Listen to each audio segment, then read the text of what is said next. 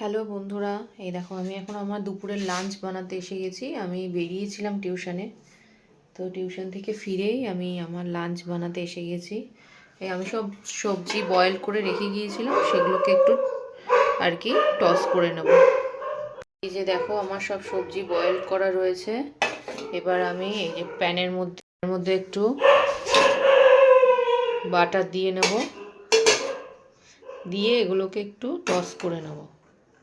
আমি একটু প্যানের মধ্যে পনির দিয়ে নিয়েছি, পনিরগুলোকে একটু বাটারে ফ্রাই করে নেবো, হালকা একটু করে নিয়ে তুলে নেবো। তারপরে আমি এই যে বয়েল সবজিগুলো এর মধ্যে দেবো। এই যে দেখো আমি সব সবজিগুলো দিয়ে দিয়েছি। এটা ব্রকলি আছে, ক্যাপসিকাম, বিনস, আচ্ছা গাজর আছে, আর তার সাথে বিট আছে, আর এদিকে তোমার কর্ন রয়েছে, আর এদিকে আমি একটু এই যে মাশরুমও দিয়েছি। ঠিক আছে, এগুলো আমি একটু ফ্রাই করে নেবো। তারপর জাস্ট একটু পিঙ্ক সল্ট আর ব্ল্যাক পেপার ছড়িয়ে আমি এটা খেয়ে নেব। আর পনিরগুলো আলাদা করে তুলে রেখে দিয়েছি। এটাই হচ্ছে আমার দুপুরের আজকে খাবার, লাঞ্চ। আমি রাতে খাই না, এই সবজি খাওয়া যায় বাট আমি খাই না, আমার হজমের একটু সমস্যা হয়।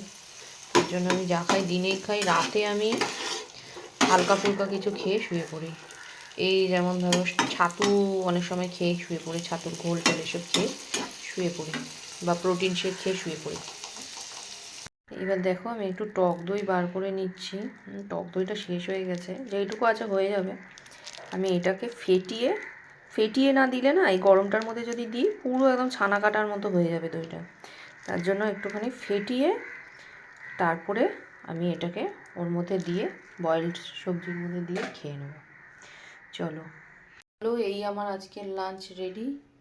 চলো টাটা, আমি খেয়ে নেবো এবার।